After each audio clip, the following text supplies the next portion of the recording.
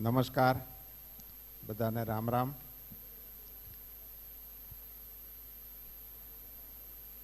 સ્ત્રી સશક્તિકરણના કાર્યક્રમને બળ આપવા માટે મહિલાઓમાં સંઘર્ષ કરીને જે લોકો આગળ વધી રહ્યા છે એમને ઓળખીને એમને એવોર્ડ આપવા માટેની પ્રવૃત્તિ મિતાબેન કરે છે. એ મને જ્યારે ખબર પડી ત્યારે હું રાજી થયો અને એમણે આ એવોર્ડમાં મને પણ સાક્ષી બનાવવા માટે આમંત્રણ આપ્યું, એટલે એમનો આભાર માનું છું. કાર્યક્રમમાં ઉપસ્થિત અમારા ધારાસભ્ય ભાઈ શ્રી કિશોરસિંહ, બેન શ્રી રીવાબા, એ ભારતીય જનતા પાર્ટીના આગેવાન બન્યા પછી પહેલી વખત અમારે રૂબરૂ મળવાનું થાય છે, એટલે ગુજરાત ભાજપના એક આગેવાન તરીકે આપને અમારા પરિવારમાં આવકારું છું. અમારી બેન શ્રદ્ધા, બેન જોશી, મંચ પર બિરાજમાન આપ સૌ આગેવાનો, કાર્યક્રમમાં ઉપસ્થિત જેમને એવોર્ડ મળવાના છે તે, અને એક આવા સુંદર કોઝને સહકાર અને સમર્થન આપવા માટે પધારેલા આપ સૌ ભાઈઓ અને બહેનો. સ્ત્રી સશક્તિકરણ એક એવો વિષય છે કે શરૂઆત થઈ હતી મહિલા સમોવડી હોવી જોઈએ, ત્યાંથી પુરુષોની સમોવડી મહિલા હોવી જોઈએ, અમને બધા હક મળવા જોઈએ, પછી 33% અનામત હોવી જોઈએ. હવે એમાં સ્થાનિક સ્વરાજ્યમાં તો 50% થઈ ગયું. હવે આગળના વિભાગ માટે પણ બહેનોનું દબાણ વધી રહ્યું છે, ધારાસભા અને લોકસભા માટે પણ. એવા માહોલમાં એવો પણ એક સમય આવ્યો કે બેટી બચાવો એ અભિયાન આપણે ચલાવવું પડ્યું. એ પણ ખાસ કરીને વિજ્ઞાનની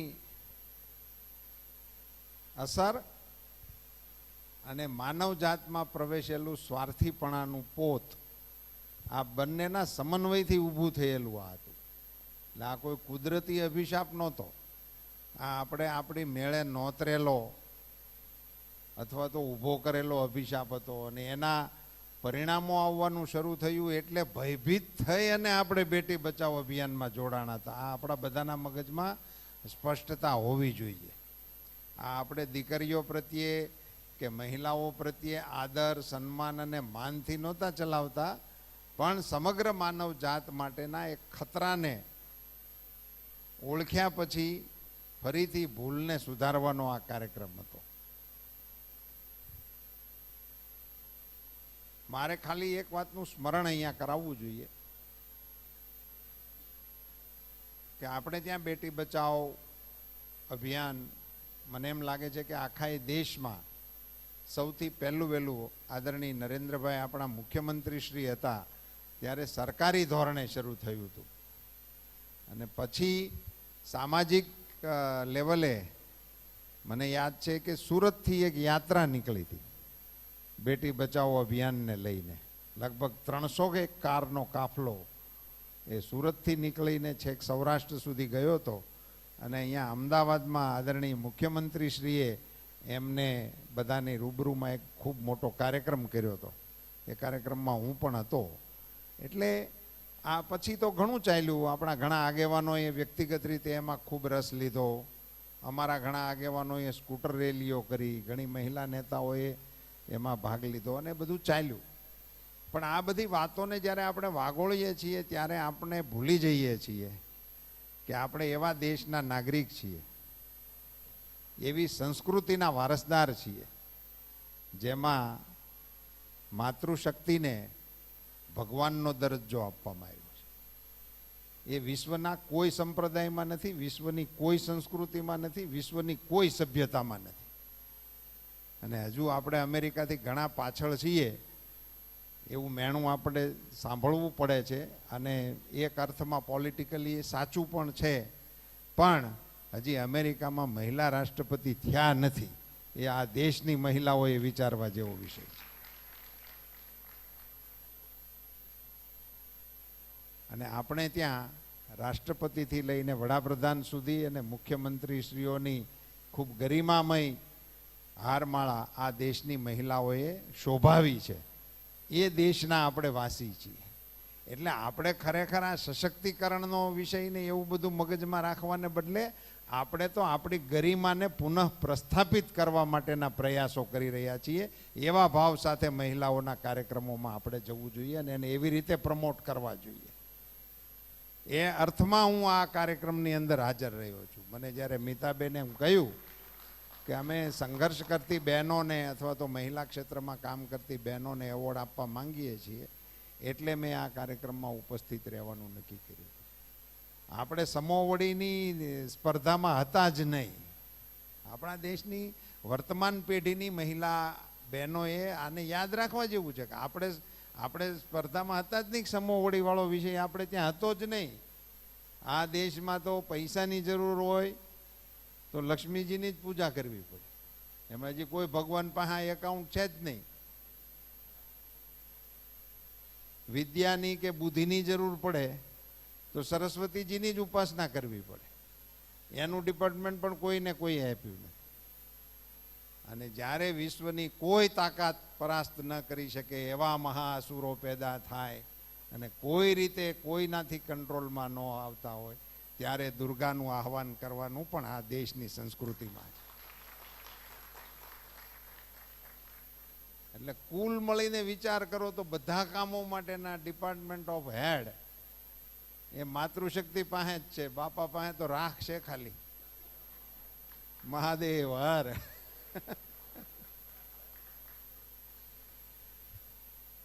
એ આપણે કોઈ કાળે વિસ્મૃત થયા. અને મારે બહુ લાંબા ભાષણનો અહીંયા અવસર પણ નથી અને એ અપેક્ષિત પણ નથી. પણ એ કાલખંડ આપણો પસાર થયો ગુલામીનો. એ માત્ર અંગ્રેજો પૂરતી જ નહીં પણ મુસ્લિમ શાસકોની પણ. એટલે બધા અંદાજે 1000-1500 વર્ષનો એક સ્પેલ એવો આવ્યો કે જેમાં આપણે ગુલામ રહ્યા. અને એમાંથી બધું જે પ્રગટ થયું, એ ગુલામી કાળખંડની જે અસરો આપણી સમાજની રૂઢિઓ ઉપર આવી, એને કારણે આપણે ત્યાં લાજ આવી, પડદા આવ્યા. એને ત્યાં આપણામાં મહિલાઓનું શોષણ આવ્યું. એને લીધે એ રસોડામાં ધકેલાઈ ગઈ. એને લીધે આ બધું આપણા કલ્ચરના આ બધા વિષયો હતા જ નહીં.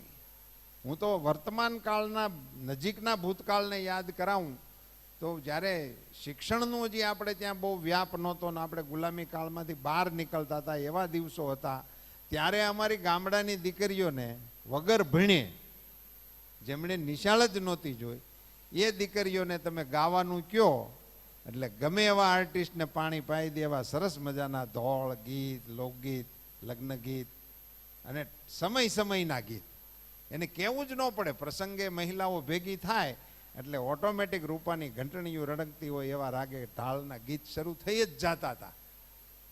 હવે આવી ગયા ગાવાવાળા, એટલે સામું જોઈને બેહે છે કોણ આવ્યું છે ને કોને બોલાવ્યું છે.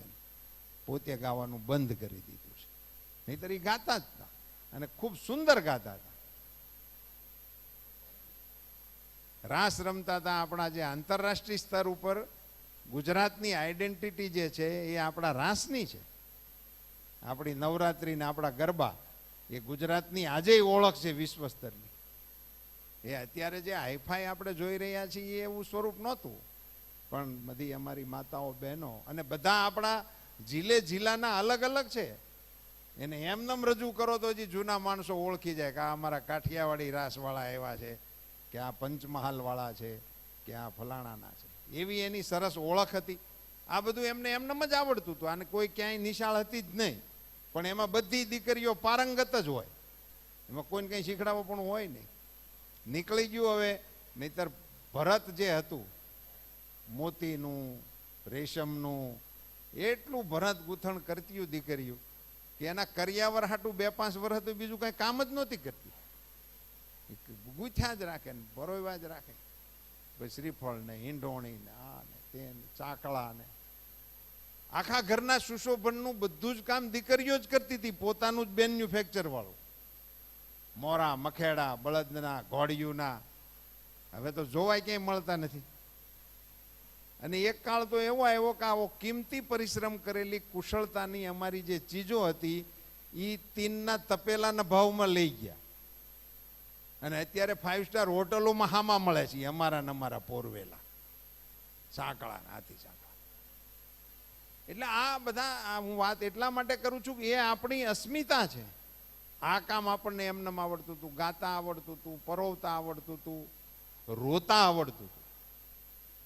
બહેનો માટે આવો શબ્દ વપરાય છે કે એને તો આંસુડા એકદમ બિલકુલ પાપણની આજુબાજુ તરત રેડી જ હોય એમ. એટલે એ રોતલ હતી એટલા માટે નહીં, એ કરુણાનો સાગર હતી એટલા માટે.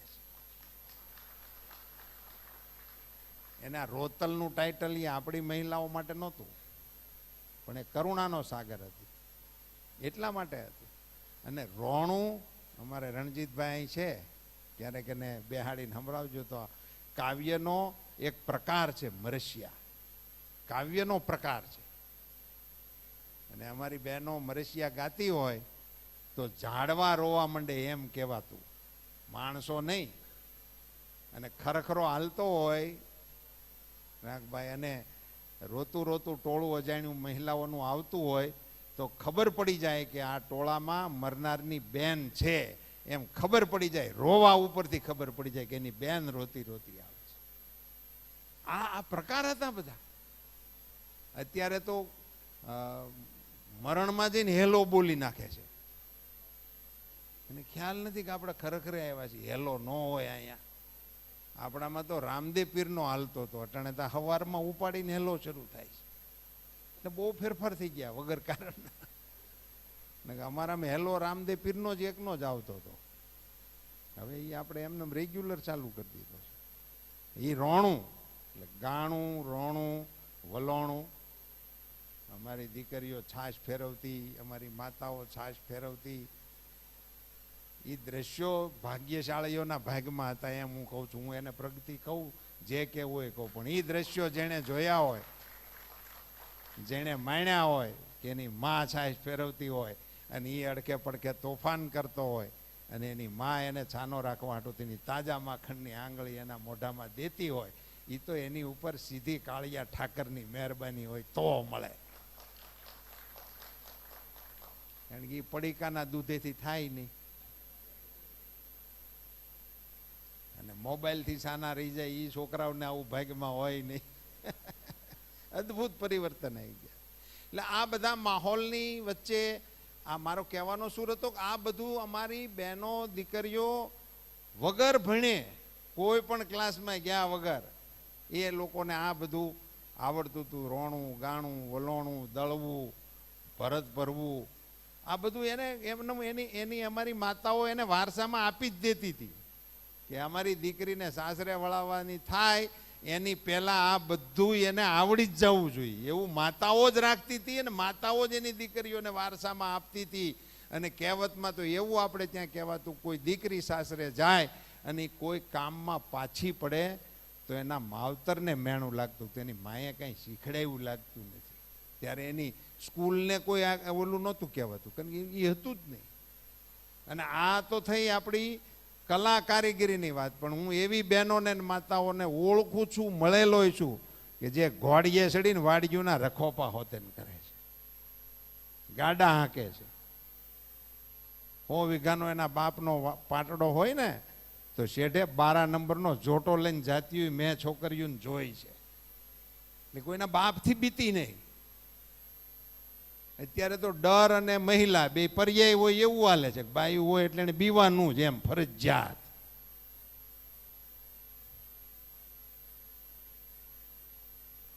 અહીંયા ઉલ્લેખ કરું તો અણછાજ તો લાગે, પણ બાપના વેરને વાળતી દીકરીઓને હું ઓળખું છું કે એને એના બાપના વેર વાળ્યા હોય. બારવટિયાઓને બીવરાવી દેતી હતી. એટલે આ આપણું હતું. અહીંયા ઘણું લાંબુ હું કરી શકું, પણ આ એવોર્ડનું ફંક્શન પાછું તમારું ખેંચાઈ જાય, એટલે હું અહીંયા ઊભો રહું. આ આપણી હતી વ્યવસ્થાઓ, એમાંથી જ્યાં આપણે છીએ એને એ પુનશ્ચ એ ગરિમા તરફ લઈ જવા માટેના નાના મોટા આપણાથી જેનાથી જે પ્રયાસો થાય એ આપણે સૌએ કરવા જોઈએ. બેન મિતાબેન એ એક આવું અહીંયા કામ કરે છે, સેવાનું કામ કરે છે. એમણે કહ્યું કે અમારી સંસ્થા હજી નાની છે, એટલે અમે 7-8 દીકરીઓને દત્તક લેશું અને એના જીવનમાં પ્રકાશ આવે એને માટેનો અમે પ્રયાસ કરીશું. પણ સારો વિચાર હોય તો એની શરૂઆત કેવડી હોય એવું કોઈ દિવસ કહી ન શકાય. વરસાદનો એક છાંટો પહેલો વહેલો પડે ને પછી ઘોડાપુર આવે, ત્યાં સુધીની યાત્રા આવે એમાંથી જ. ઘોડાપુરના દ્રશ્યો પછી આપણને ટીવીમાં જોવા મળે કે મંદિર ડૂબી ગયું, બિલ્ડિંગ ખહી ગયું, ખેતર પણાઈ ગયા ને તણાઈ ગયા ને એ બધું આવે. પણ પહેલો છાંટો તો પહેલો એક જ પીડ્યો હોય, તાડ તાડ તાડ તાડ શરૂ થાય ને પછી ત્રમઝટ બોલી જાય.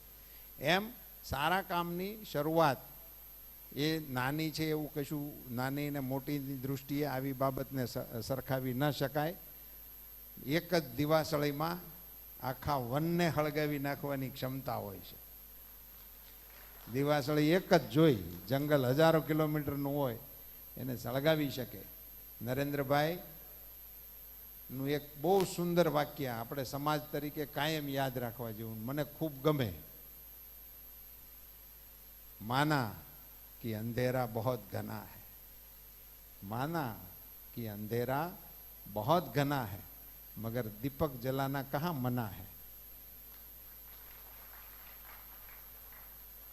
એટલે જે કંઈ છે આપણી સામે પ્રશ્નો કે સમસ્યાઓ એનીથી ગભરાવાની જરૂર નથી, પણ આપણે એવો પ્રયાસ કરી શકીએ કે ચાલો એક પ્રશ્નને હું ઉકેલું, અથવા તો એક પ્રશ્નને ઉકેલવાની હું કોશિશ કરું. અત્યારે તો સ્થિતિ એવી છે, મારે સરકારી યોજનાઓની જાહેરાત માટે આ પ્લેટફોર્મ ઉપર વાતો કરવાની આવશ્યકતા નથી, જરૂર પણ નથી. પણ કહું તમને ખાલી કે આપણે ત્યાં હાજુ માંદું થાય માણસ તો આપણે ખબર કાઢવા જવાનો રિવાજ છે. હવે એની કોઈ આપણામાં સેન્સ ડેવલપ નથી થઈ. હવે આ ખબર કાઢવા જવું એટલે એકચ્યુઅલ શું એમ. પણ હવે એ કોણ જાણે કેમ એસ્ટાબ્લિશ થઈ ગયું છે એટલે બધા જાય અને એમાં સ્પર્ધા થાય કે હું રહી ગયો, અમે ન ગયા એમ. હવે અહીંયા જઈને શું કરે, કેમ છે, બહુ લેવાઈ ગયા તમે તો. આવું અમારે પાડોશમાં એક બેનને હતું, હવે અઠવાડિયામાં મરી ગઈ બિચારી. એટલે આ તો ત્યાંથી જ અઠવાડિયાનું કાઉન્ટડાઉન શરૂ કરે બિચારો, કહે મારે અઠવાડિયું જ રહ્યું. હવે એને ખબર કાઢી કહેવાય કે ઓલાને નોટિસ ભજવી કહેવાય.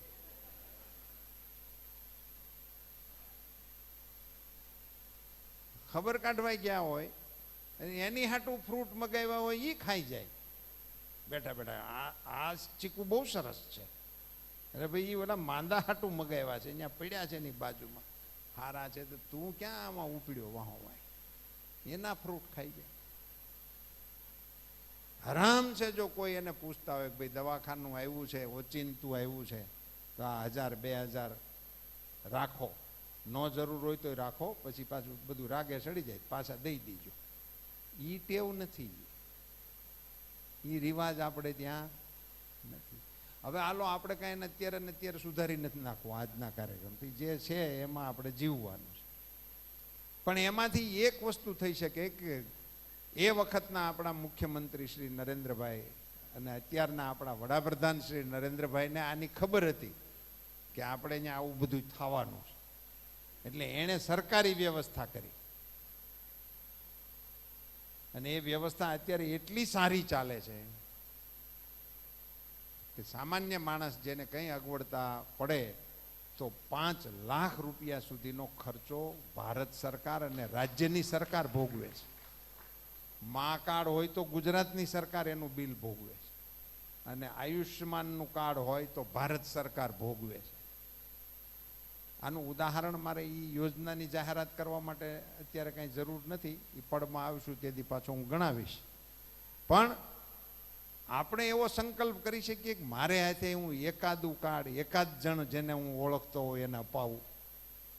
મારે ત્યાં પટાવાળાનું કામ કરે છે, મારે ત્યાં રસોઈનું કામ કરે છે, એ નાનો માણસ છે, એને ત્યાં અગવડ આવશે તો હું કાંઈ આપવાનું નથી એવી પાક્કી આપણને ખબર છે. રજા માગશે તો મોઢા બગાડશું. હા, તમારે તો હાલતા ને ચાલતા કામ હોય એટલે અમારે હું ગામમાં નોકર જ ગોત્યા રાખવા એમ કે તતડાવે.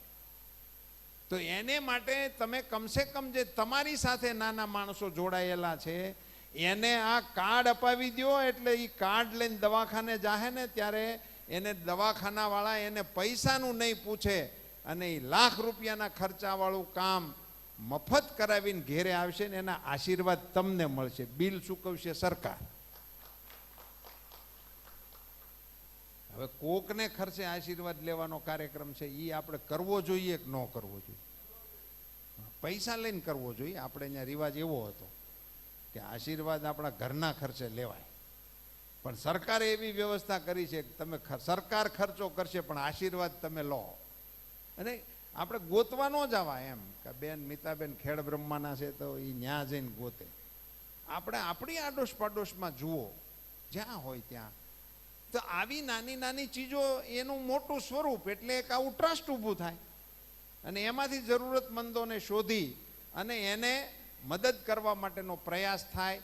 એ પ્રયાસ કરવામાં જેમણે જેમણે પણ મિતાબેનને યોગદાન આપ્યું છે એ બધાને હું હૃદયપૂર્વકના અભિનંદન આપું છું, ધન્યવાદ પાઠવું છું કે જ્યારે પણ જ્યાં પણ કોઈ સારું કામ થતું હોય તો એને હંમેશા મદદરૂપ થવું. અને એટલા માટે આજના આ કાર્યક્રમમાં જેમને એવોર્ડ મળ્યા છે એમાંથી અન્ય લોકોએ પ્રેરણા લેવા જેવું છે કે એમણે સંઘર્ષ કરતાં કરતાં પોતાની નાના માણસો હોય ને આમાં જરૂર ખરેખર આ બધી બાબતોમાં જરૂરિયાત બહુ બેંક એકાઉન્ટ તો બહુ ચોથા પાંચમા ક્રમે આવે છે. કોઈને મદદ કરવી હોય તો એવું માનશો જ માં કે આપણા ખિસ્સામાં પૈસા હોય, આપણા બેંક એકાઉન્ટમાં પૈસા હોય તો જ આપણે મદદ કરી શકીએ એવું નથી. મદદ તો હારો હોંકારો આપી નહીં થાય. મદદ તો એને એમ કહેવાય મૂંઝાતા નહીં, અમે બેઠા છીએ, કોઈ આપણે અહીંયા લેવા નથી આવતું. પણ એને એમ થાય કે ના ના આપણને પૂછ્યું ખરું એટલે આપણે કાંઈ જરૂર પડશે તો થઈ જશે. અમારા ગામડાઓમાં એવી કહેવત છે, ઠાકરના કામ ઠાકર ઉકેલ છે. જેની ઉપર આવરણ આવી પડે ને તો એ તો કુદરતનો નિયમ છે. એણે એક દરવાજો બંધ કરે ને ત્યારે બંધ કરતી વખતે જ તમારી હાટું બીજા દરવાજાની વ્યવસ્થા કરી હોય છે. કુદરત કરે છે એટલે એનો આપણે માથે ભાર રાખવાની જરૂર નથી, પણ આપણે એને પૂછવાની જરૂર છે. અમારી કાક બાપુની એક કવિતા છે, હેજી તારા આંગણિયા પૂછીને જો કોઈ આવે તો આવકારો મીઠો આપજે. તારા આંગણિયા પૂછીને આવે શું કામ કોઈ? એ તો કાક બાપુએ બહુ અંદર ચોખવટ કરી છે, શું કામ આવે? આજે અમારા કિશોરસિંહની પાસે લોકો જાય શું કામ? ભારતીય જનતા પાર્ટીએ એને ધારાસભાની ટિકિટ આપી, એ વિસ્તારના લોકોએ એને મત આપ્યા, એને ગુજરાતની વિધાનસભામાં બેહવાનો અધિકાર મળ્યો એટલે લોકો એની પાસે જાય છે.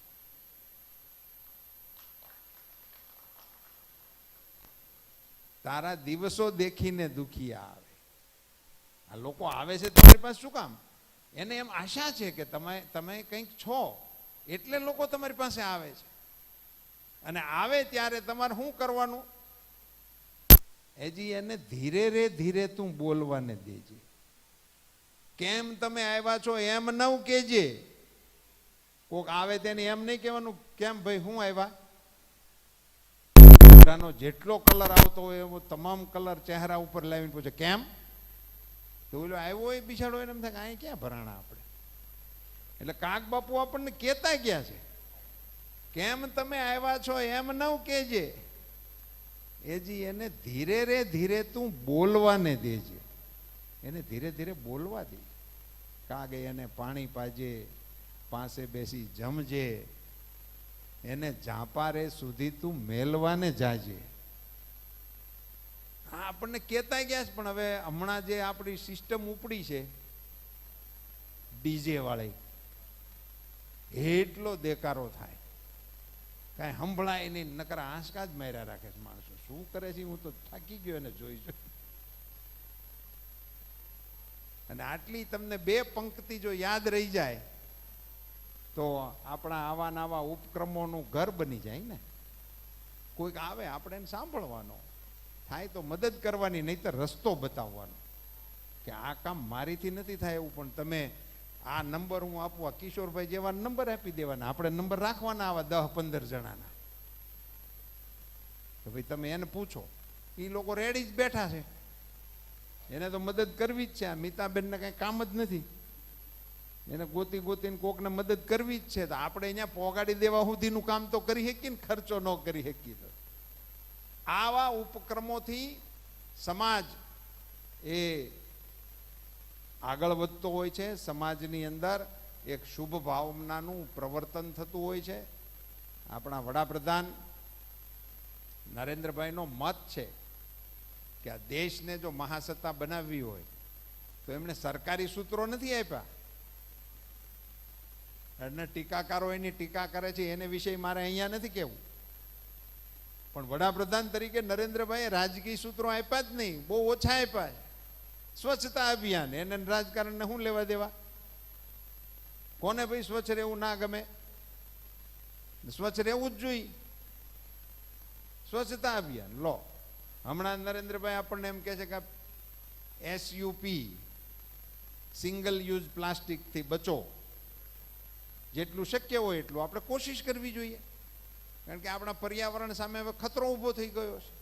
આ રાજકીય નથી, એને કંઈ રાજકારણ લેવા દેવા નથી કે ભાઈ સિંગલ યુઝ પ્લાસ્ટિક છે એ ભાજપવાળા એને ન અડવું અને કોંગ્રેસવાળાએ ફૂલ બજારમાં વાપરવું, એવું નથી.